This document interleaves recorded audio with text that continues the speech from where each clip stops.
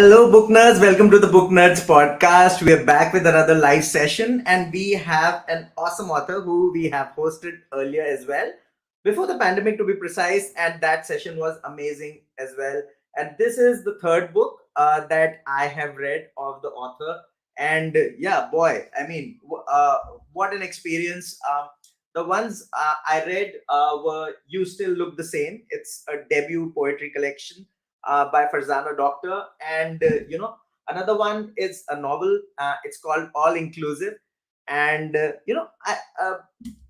me talk later on. Let's have the author on, and we'll talk to her, and chat about the books later. Let me add Farzana to the stream. Hello. Hi Farzana, how are you? I'm doing really well. Thanks for having me on. Great. So I was just telling everyone that when we met before the pandemic, it was quite different. We were in a very simplistic world. Everybody was kind of, we didn't take a lot of things for granted, but in during the pandemic, everybody sort of gravitated towards books, and I'm sure that you were writing throughout the pandemic because these books have come out, and it's wonderful. So the first one. You Still Look the Same. It's the poetry, the debut poetry collection, and quite different from what you have been writing. All inclusive. It's on my Kindle. You know Yes. the yeah, The book right looks there. I really wanted to show the book cover, but I guess our copy got stuck in customs somewhere. Okay, Oh, guys. So regarding the author, Farzana, of course, has written multiple books before, but she's a writer, activist, and a psychotherapist, which gives her that sort of edge, while writing, because she can uh, do those character sketches really well and get really into your head as a reader also. Her thank you. ancestry is Indian, and she was born in Zambia, while her family was based there for 5 years before immigrating to Canada in 1971. Okay, so she's interested in a lot of stuff. I mean, another book which I have read of yours is, of course, 6 Meters of Pavement, which was quite wonderful. Thank And you. of course, I'll link the entire bio right here, and it's on the event as well, where this event is kind of streaming. Thank you for everyone who has joined us already. Let's get into the books. That's what we are here for. Mhm. uh Farzana, quite a sort of different sort of horizon we have got here. There's a debut poetry collection, and all inclusive, which have nothing in common. But Yes. let's talk about You Still Look the Same first, because Okay. you have delved into a lot of different themes, which a lot of people are not really comfortable with. But you have still gone on and kind of explored those, talked about yourself in quite detail and been very honest about it, very authentic about it. So let's talk about the poems first, which were very sort of intriguing for me. Okay, yeah. It's been described as a poetic memoir, which is not what I intended whatsoever. Yeah, The concept of memoir was really terrifying to me, to, yeah, be exposing oneself that much. Prior to that, I've written these four novels, and while I've taken bits and pieces from my own life to right, write those novels, they are fiction. And fiction yeah, is far more comfortable because you're not so revelatory. Um, right, but even with the poetry, I would say there are aspects that are not me. They definitely started with me. right, They started with moments or things that I perceived, things I saw, things I yeah, experienced, and then yeah, I hopefully went a little bit beyond that into some universal spaces. And some of the poems really are about other people and things that I've seen. right, But there are some really personal ones. These poems were written or rewritten in my 40s, and I'm 51 now. And right, the 40s was a decade which has been very interesting and complicated and challenging for me. yeah, Um, in my early 40s, I went through a breakup of a long-term relationship. yeah. Then, for the first time in my life, I started online dating, which is a world Okay, unto itself. And then I found myself working through some old trauma. I got involved in some end FGMC, that's female genital mutilation slash cutting, Yeah. some activism around there, worked through some of my own trauma around that. And then Yeah. I fell in love. And Yeah. all of this was happening in the context of perimenopause, which is its Yeah. own roller coaster ride. And Yeah. so I really sum up this as being a book about, a decade of transition, a Yeah. decade of change. Yeah. It is it is amazing because I mean it's in your short bio as well. I mean you have been exploring these themes like loss, relationships, community, healing, racism, LGBT rights, diasporic identity, feminism. There is a lot on the platter, so when you're writing a book like this, I mean you're writing poems, um it all comes together beautifully, but it must be hard to kind of think what to put in and what not, because you have so much to talk about. It can Yeah. get overwhelming sometimes. And that was a big challenge in the editing and creating a flow and all of that. And I, from the beginning, I knew that I had roughly four, overlapping themes. And Yeah. so I thought a lot about the structure, and each section begins with a tongue-in-cheek therapy homework question. I like to Yes. make fun of therapy a little bit, and those That was questions are interesting. answered. That was Yep. very interesting. Sorry, that was very interesting because I was like, okay, I was just reading a collection of poems, and suddenly I'm it's therapy, homework, and why do you make fun of therapy? Well, because I am a therapist. In every book, I try to make fun of therapists just a little bit. Sometimes they're Okay. inside jokes, and other therapists will be the only ones who really understand just how strange we are. But Yeah. it was a way of saying, like, how do we bring down some feelings and thoughts into like just a few words? But of course, you can't do that. But the way to do that was to answer it through a haiku. A haiku, Right. gives you such incredible constraints in the writing, which is fun, Yeah. but also difficult. So that's where those came in. And then, the rest of the poems are kind of lyrical and narrative poems. I Yeah, I'll have just one. show everyone. I'll just show everyone what Farzana is talking about. These Yes. sections, uh, when you're starting sort of a part of a book, it's very interesting, and yeah, so that's something which I don't know. I don't think so. It can be taught to kind of it has to come from within when you're writing. I mean, kudos to that, and a lot of poems which were like very personal, like, and Yes. and at the same time, there is so much sarcasm, like in the Lost in the Breakup on page 5. It is it has got all aspects of although I really wanted to read some at the end, you to read some at the end, but let's read a few favorites, a couple maybe, because I really love them. They are so personal, and that's what makes poems authentic. Okay. Well, thank you. Maybe I'll read that poem since you mentioned that one. Yeah, Um, why not? so this is in the first section, Yeah. which is very much about losses. Yeah. And this one is about a breakup. So this is called Lost in the Breakup. One blue pillowcase, part of a set. I've searched every musty closet. Where are all the good knives? I guess they were yours. Sorry I took them for granted. That old bike pump, gone. It was 5, no 6 months of hard pedaling before I bought a new one. A loaf pan, probably mine. After a dozen years, there's no way to know. But cello, I've stopped baking. Pot holders gifted to us, charred from being left on a crimson burner the day you moved out. The entire top floor of our house disappeared. I still hear your footsteps overhead. So, that's about the sorrow of a breakup, but it's also, Yeah.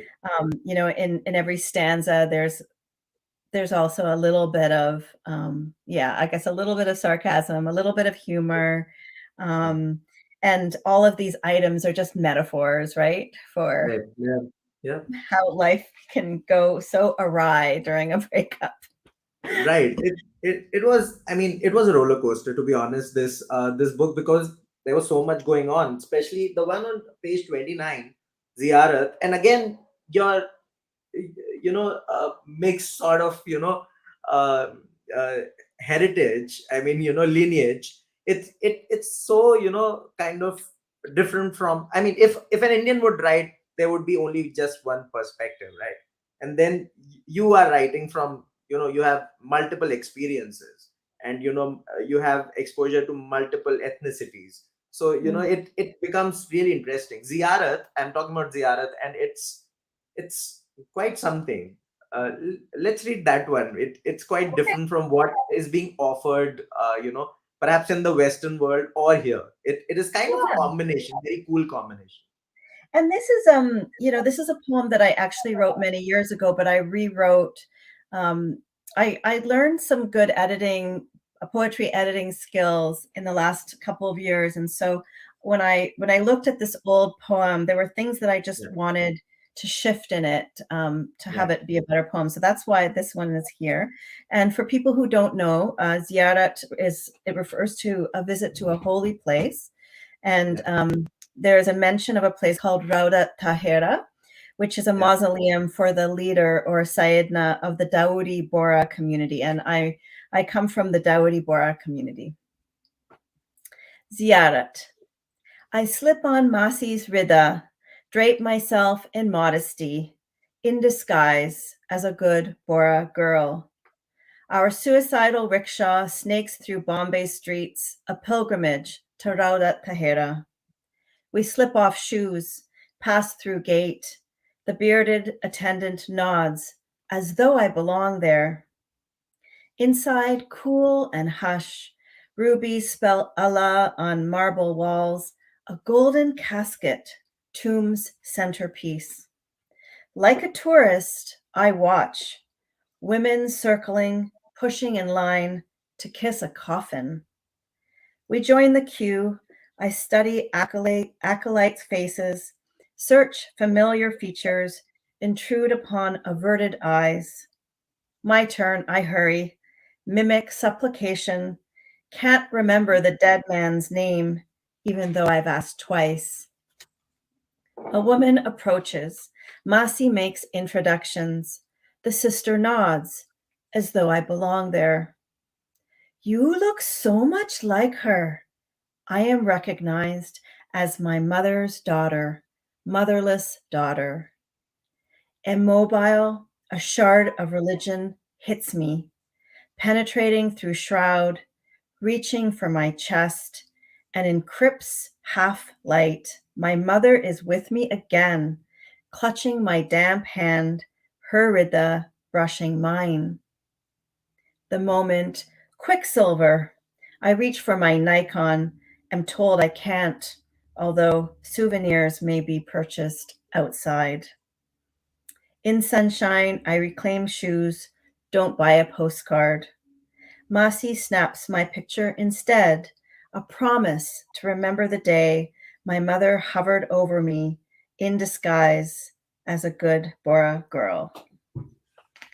Oh my gosh. Okay, so about religion, and this keeps cropping up in your writing. Mm, I mean, it always is there. It's there. It's at just beneath the surface, I would say.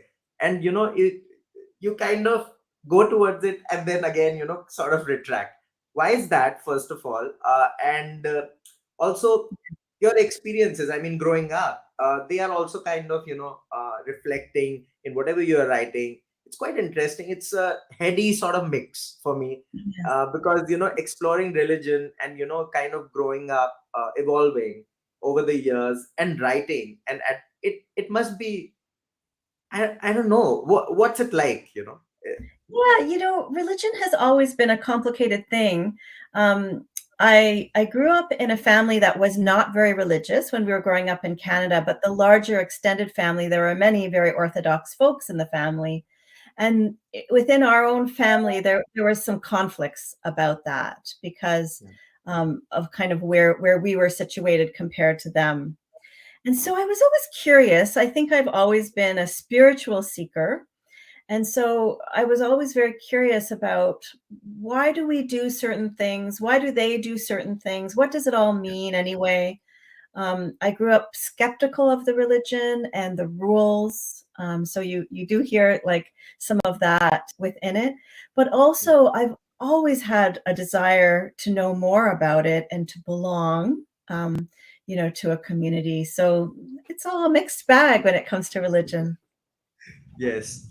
Amazing. I mean, for those of you who have read Farzana's books, you'll know what I'm talking about. It's right there. I mean, for you to explore, you can choose either to go for it or not. I mean, it's kind of very interesting. So okay, before we go on to all inclusive, we have a question about you still look the same, and I don't want to lose it. So Okay, I'll sure. just get it, take it. So uh, Minakshi is asking the poem Blame It on Childhood too. And there's a second one as well, guys. Touches upon the pain of losing a parent. It continues in other poetry like Fallback and Ziyarat. Which poem related to this is your favorite from the book and why? Your Oh, favorite. thank you. Of Thank course. you for that question. So I think I read Fall Back most often as my favorite. Um, Yeah. I was talking with another poet recently about, how do you choose a favorite poem? And it's the one that makes you feel a lot of emotions, even though you've edited it 100 times and read it 100 times, and it still has that. So I think Fall Back for me is one of those because it's about the grief of mother loss, but it's also kind of aspirational and it's kind of spiritual. Yeah. um, Blame It on Childhood 2 is a tougher poem, so I wouldn't call it my favorite one. I don't often read it at public readings because it's just a little too tough. Right. Yeah, so thank you for that question. I think anybody who's experienced that kind of loss, a parent's loss, might find Yeah. those poems, I hope useful. I hope useful for people. Mhm. Of course, and I mean, I have lost a parent, so I totally, kind of both the books. In fact, I could resonate with, and I won't reveal much, but we'll talk about all inclusive a little bit later. Bala is saying that I just purchased the Audible version. Let's talk about the Audible version. Actually, it's very interesting. The Audible version, of course, have you done it? Because I haven't, had a listen yet. Have you Yes, done it? yes. So, it is available in Audible, the poetry collection. All Inclusive isn't yet available as an audiobook. So thank you so much. Was it Bella who said that? Thank you for getting the Audible version. It's mostly narrated by an actor named Ulka Mahanti, and Okay. I read just a few of the poems. I read the opening poems from each section. And I think, because poetry often is like an oral kind of Totally. Yeah. medium, Yeah. it can Yeah. be, Yeah. I think it's also good for people who maybe are a little nervous about poetry. Like maybe True. they had True. some intimidating teachers around poetry. Also, So, Farzana, the emotion of it can, really, if it's in your ear, it's much more sort of, it soaks into you, if I can call it that.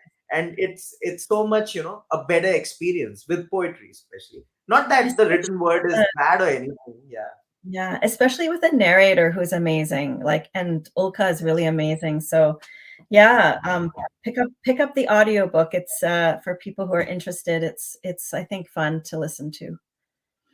Awesome. Yes, guys, do listen to it and let me know as well so that I can buy a copy because I have gone through the physical book and I haven't experienced it. I think so I should do that as well. But okay, let's talk about all inclusive. And I I mean, it's an amazing out of the box novel. I mean, if there is a box, so as to say, because where do you kind of slot it? And I Yeah. mean, I haven't read the online reviews, etc. But it must be, whoever reads it, they would be like, what? I mean, what just happened? Okay, so Yes. let me tell a little bit about the novel. And it has got two narratives, sort of. And there is Ameera and Azeez, this parallel narrative that goes on throughout the novel, which was very interesting for me. The first thing that was really good for me was that I could run through the novel very quickly, because it kind of when the break comes, you kind of accelerate right after that. So it was just like that for me.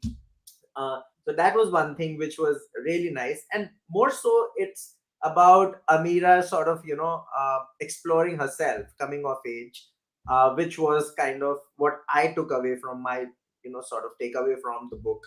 And yeah, her entire journey. Tell us more. First of all, the inception, because it sounds ridiculous on paper, to be honest. I was like, what's It happening? does. It really does. So when I was first writing this novel, I was at an all-inclusive resort in Mexico, and I have a You were love-hate there. relationship with those Oh places, my. right? Like, these Yeah. resorts are complicated places, Yeah. bad kind of human rights stuff. They're very popular with Canadians. Some of the resorts are better and have, better treatment of people and the environment and so on. Anyway, so I was Okay. thinking, wow, this would make a really great setting. Sometimes the setting is where authors start, but it's also then you have to think about, what am I going to do here? And I was sitting and watching a foreign tour rep, and Ameera is a foreign tour rep. She's one of these Yeah. people who comes from Canada, goes to the resort, and tries to sell tourists all kinds of excursions. And I was watching a foreign tour rep while I was there, very skeptical of her. Like, it was a hard sell she was giving. And I was thinking, what is this like? Like, you're not from here. You're probably on a contract for a couple of years here. Like, what is this life like? At the same time, while I was sitting there on the beach, I was reading Tristan Termino's Opening Up, which is a book about non-monogamy, all different forms of non-monogamy. And Okay. then, the two things coalesced in my mind for this character that I started to imagine. So I was writing her character and her life story and her backstory and all of that. And I showed the book to a writing group and to my agent. And everybody gave me a thumbs down at the time. They were like, this doesn't work. We don't exactly know. Like, they couldn't give me very explicit feedback about what exactly wasn't working. So Right. I went into this big funk. I actually had 3 months off from my regular work. And I thought, I'm going to finish this book, but I could not write. I went in such a blocked place. And towards the end of that time, I was teaching an emerging writers workshop.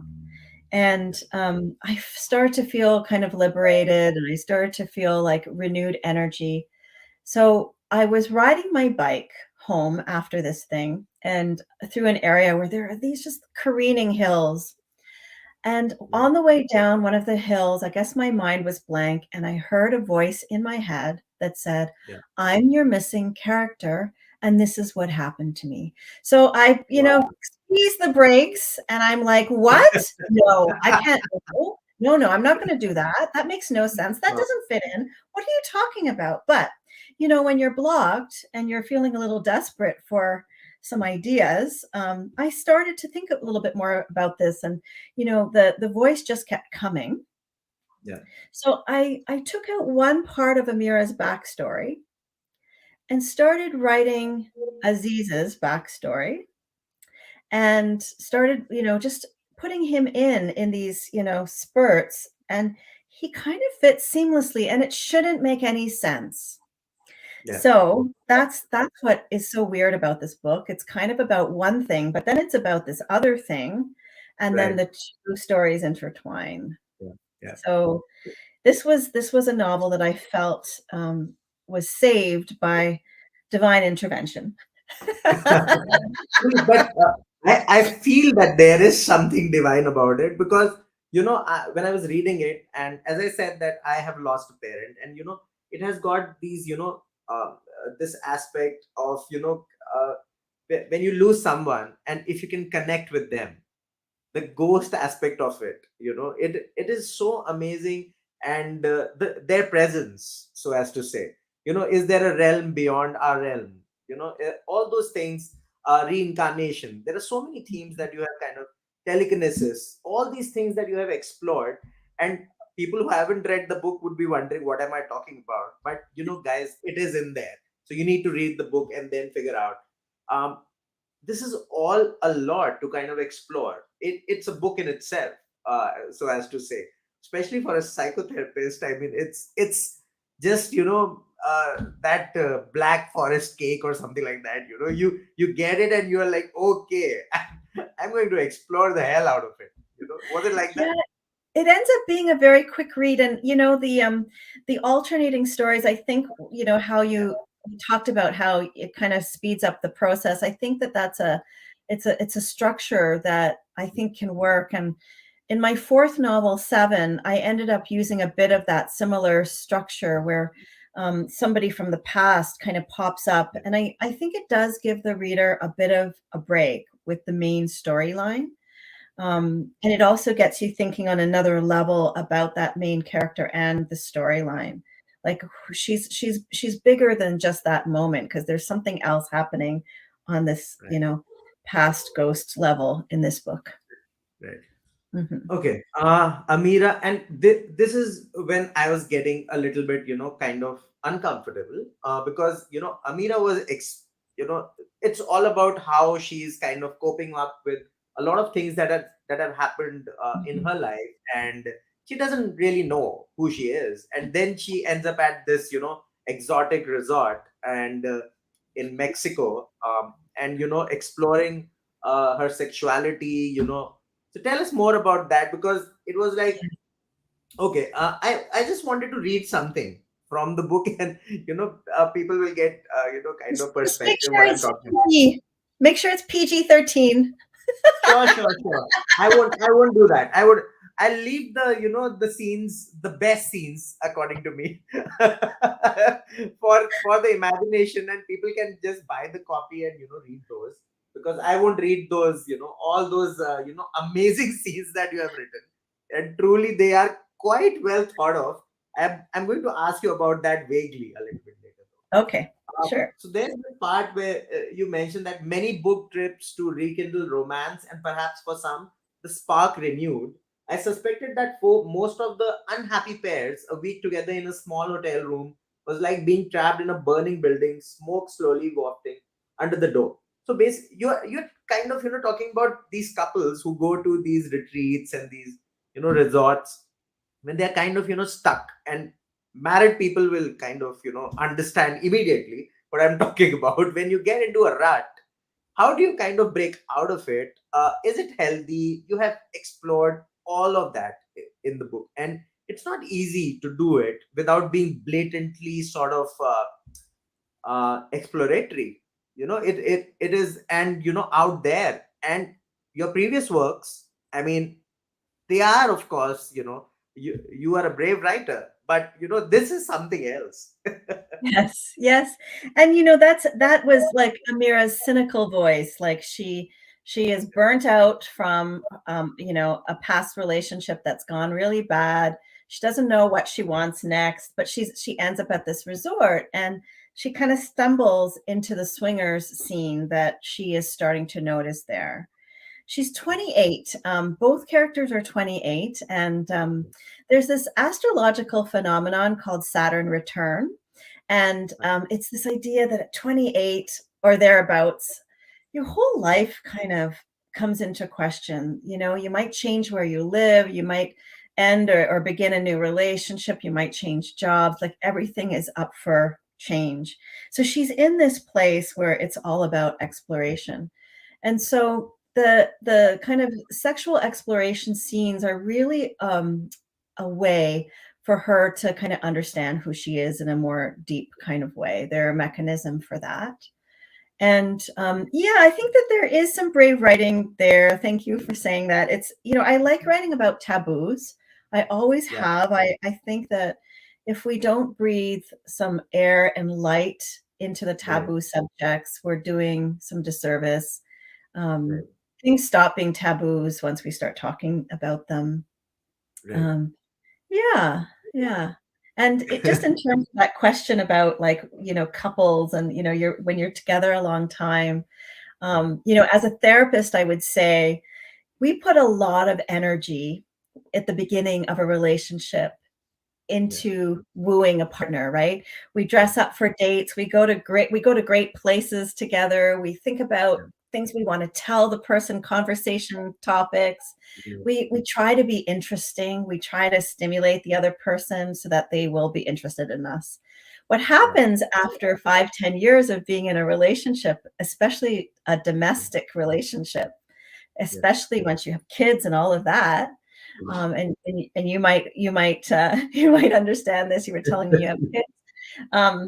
Is that we have stopped doing all of those things. We have stopped dressing up for each other. We have stopped going out on dates. We have yeah. stopped thinking about what's the cool thing I'm going to tell my partner today, right? Yes, yeah, So we actually do have to make some kind of an effort to yeah, rekindle things in the vein of what we would do at the beginning of a relationship. It doesn't right, have to mean going to a swingers resort, but it yeah, does mean putting on a little bit of effort. yeah. No, I mean, yes, I have not told my, wife what I'm reading. So, at least not this aspect, not this aspect. So, she will be quite worried for me if I'm exploring this. Pass But it on to her. Pass it on to her and tell her your favorite part. I'm afraid she would ask me to book a room. So I'm quite so that's why I don't want to pass it on. But yeah, okay. Let's talk about another aspect of the book, which is very integral, and the flight. And the Air India flight, and it kind of makes the book very sort of engaging as well, because there is a real incident that's kind of right there at the core of the plot, which makes it very sort of everybody's interested in it. And Yes, as Indians being here, we were sort of kind of shielded from it, because yes, you don't get it in news all the time. yes, But for Canadians, it must be like uh, very close to the community. So tell us more about yeah. that, and why have you included this in the plot? Yeah, so for people around my age and older, the Air India bombing was a very big part of our experience, in the sense that for Indo-Canadians, all of Yeah, us knew, at least with one degree of separation, somebody who had a relative who died in that bombing. So this happened June 23rd, 1985. yeah, It was a terrorist attack on an Air India flight, yeah, and it was until I think recently, it was one of the worst terrorist attacks on an airplane.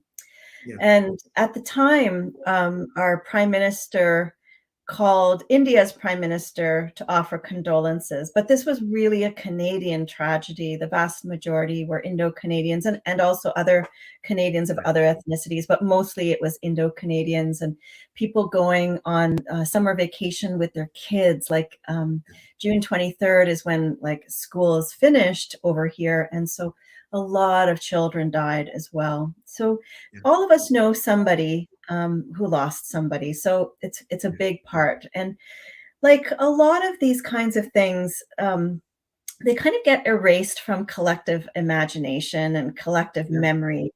And so the one of the things we can do as artists and writers is to correct some of those right, losses of memory.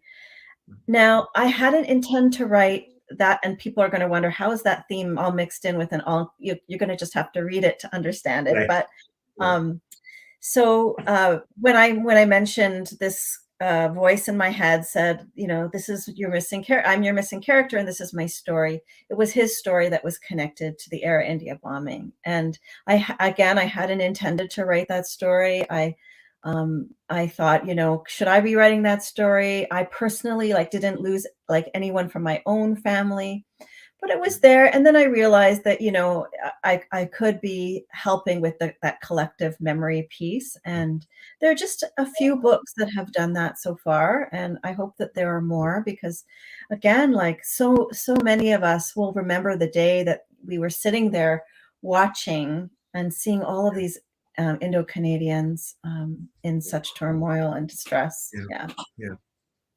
Mhm. Also, when Ameera is kind of exploring herself in that resort, working long shifts, I would imagine, if I'm not wrong, Mhm. decently long shifts. She has got a lot of friends and colleagues who are, rooting for her most of the times. Let's not talk about the details because that would be a spoiler. But, uh, you have also kind of explored work ethic, the kind of space you are in. You need friends at work as well, right? I mean, Mhm. it's not only that you just work with them. You put a lot of trust in these people whom you are working with, especially in the hospitality industry.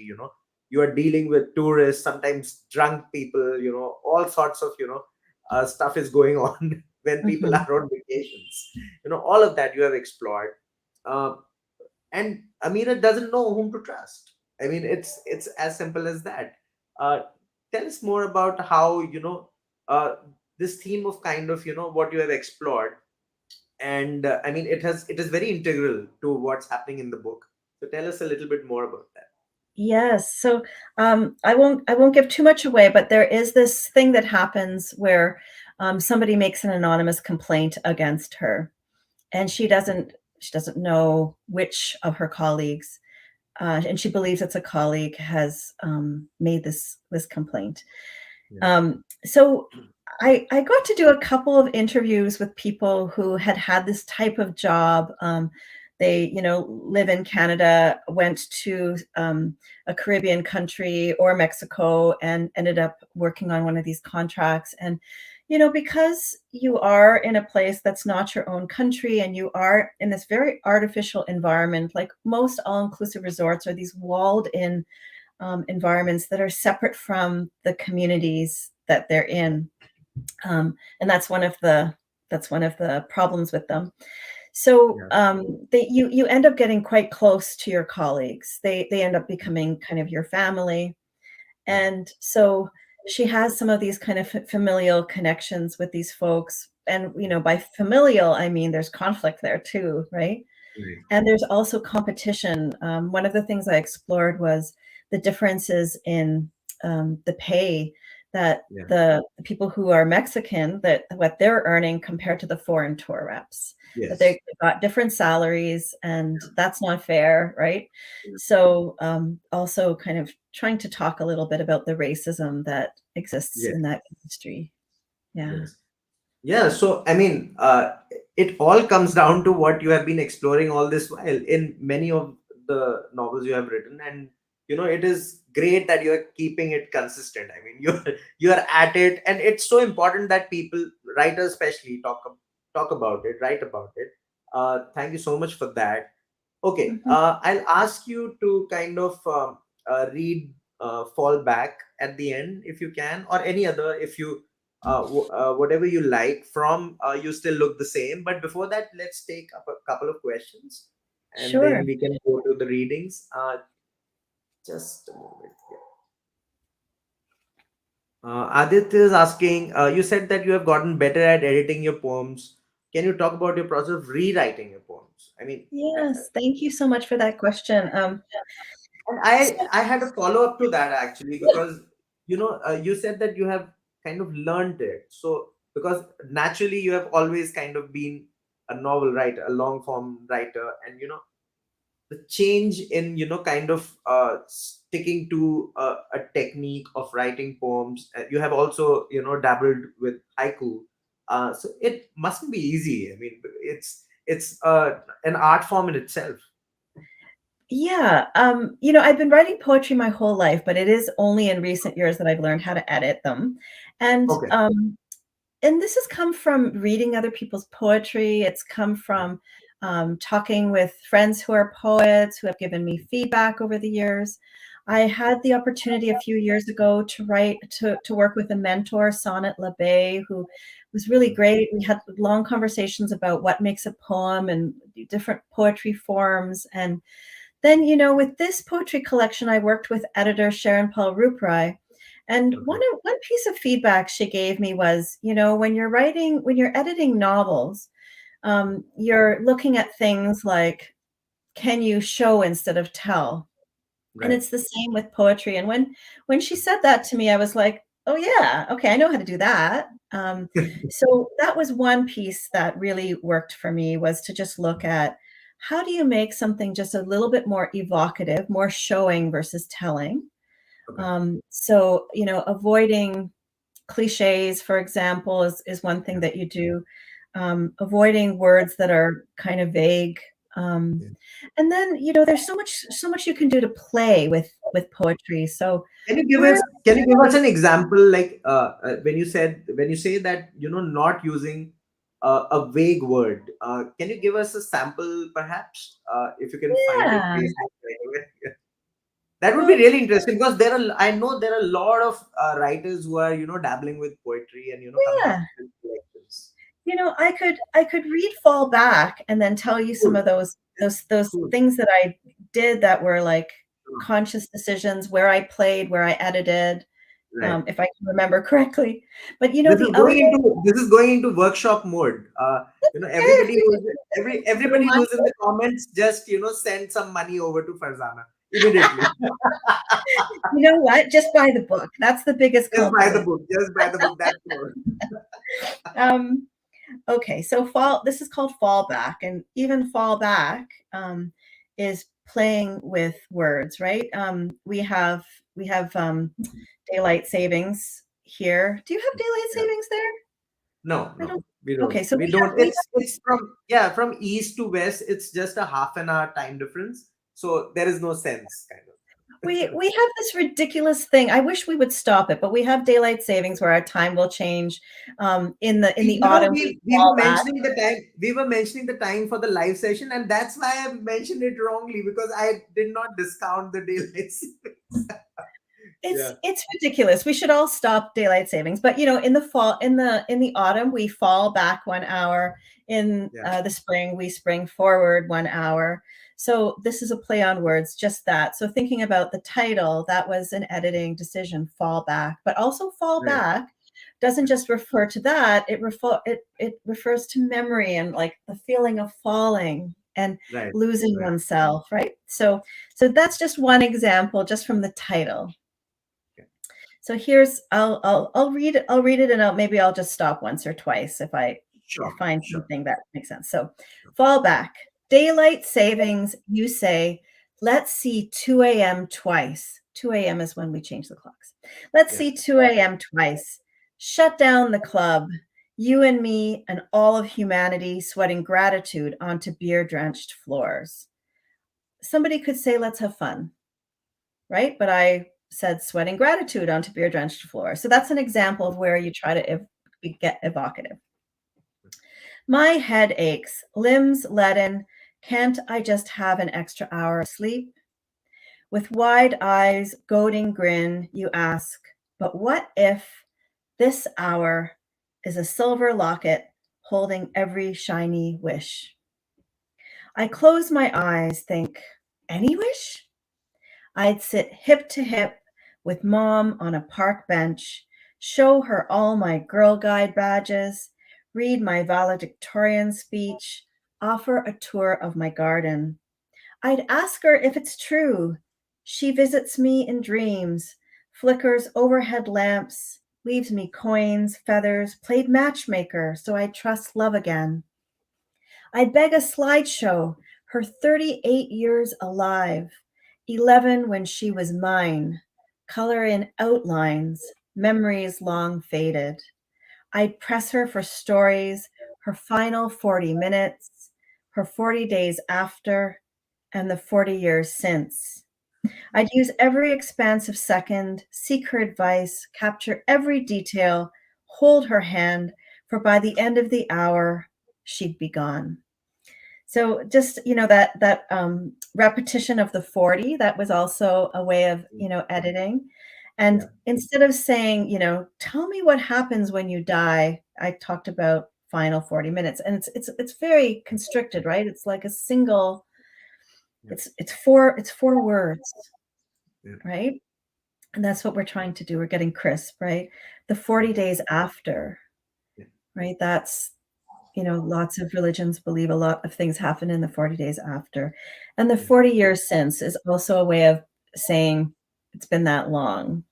Yeah. Um, yeah. So a couple of other things, like, and when I was editing this with Sharon Paul, like she had me remove a couple of lines that were telling, because she was like, um, show her all my Girl Guide badges, says, because she had never seen them, for Yeah. example. And I think I had an extra line that talked about how she had never seen them. Yeah. And so that's how we edit for crispness, because Right. there's enough in those words for the reader to understand.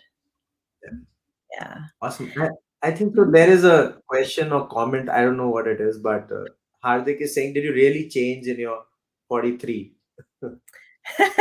No. um, Thank you for that. Thank you so much for that question.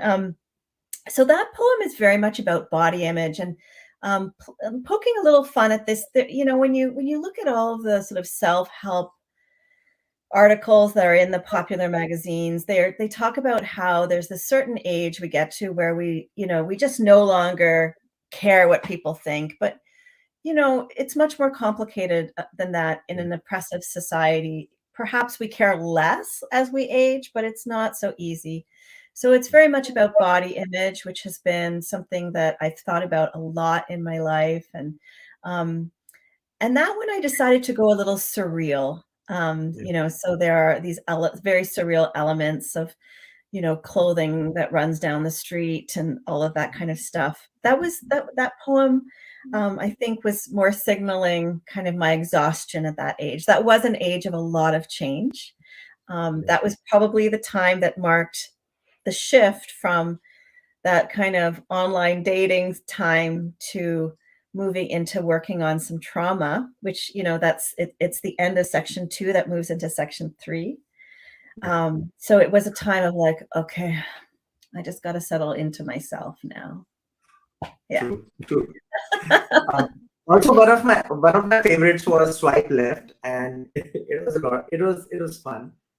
So yeah, I mean, uh, all inclusive. I think so. The Wi-Fi buffered a little bit, but yes. Just let it settle down, and then I'll continue. Okay. Uh, I think so. Yeah. Somebody saying, okay. There's a comment, not a question, but ma'am, your books are undoubtedly thought provoking. Thought provoking. That's nice. I mean, Thank you. Thank you, Balraj. that's that's a nice compliment, right there. Okay, great. So I was talking about all inclusive, and it was so much fun to read a very different book, which we don't come across usually. And again, the collection of poems, you still look the same. It's right here, guys. Uh, you need to experience it yourself, and both the books. I mean, you just go over to Amazon, get a copy. You still look the same is available in the audio version as well, and you can find the other two books in India on Kindle only right now. uh, Yeah. So all inclusive is available as an ebook. You still look the same as an ebook and an audiobook.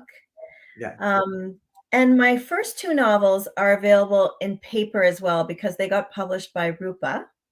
yeah, And I always like to put out a little wish when I am talking to a sure, lot of people. So yeah, in 2020, I put out a novel called Seven, yeah, and it's available in North America right now in all formats, including audiobook.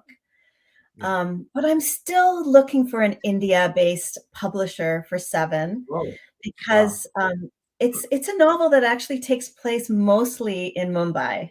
And I Right. would really love it if it would be like fully available, including the audiobook. Right now, the audiobook is only available in North America.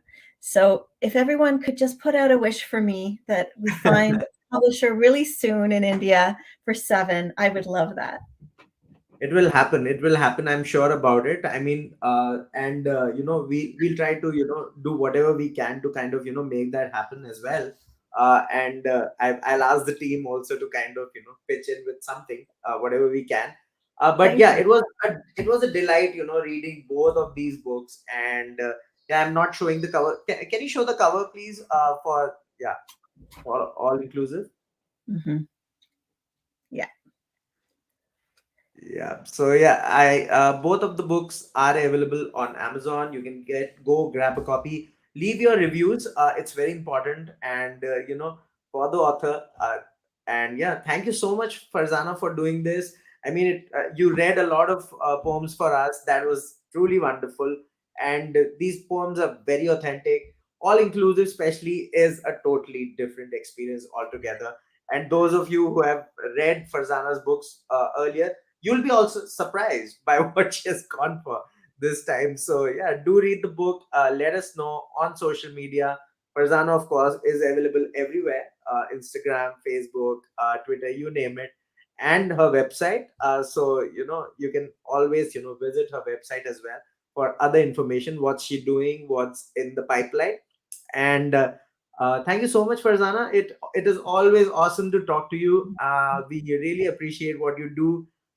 Take up awesome and taboo subjects, which we really love. Not everybody does it, and that's why we love you here over in India and Thank at you. Booknerds. Thank you so Th- much for Thank, being on the thank you. podcast. I really appreciate everything you do to spread the word about books. So thank you so much for having me. Thank you so much, and we're looking forward to Seven perhaps showing up soon in India. Yeah. So yeah. This is Seven. Oh, wonderful. Thank you so much. And yes, I'll leave the links to the books in the comments. So, guys, you can go and grab a copy. You won't be disappointed. Let me tell you that it's just an honest recommendation from me. Both the books are different and they'll give you a different experience. Thank you so much, Farzana. We'll see you on the next, on some other, podcast, maybe a future podcast. Thank you Okay, so much for being wonderful. here. And thanks to everyone who watched. Yeah, thank you so much, guys, for the amazing questions, insightful questions. Thank you so much. And do grab a copy and let us know more what you felt about the book. Okay, bye. Bye.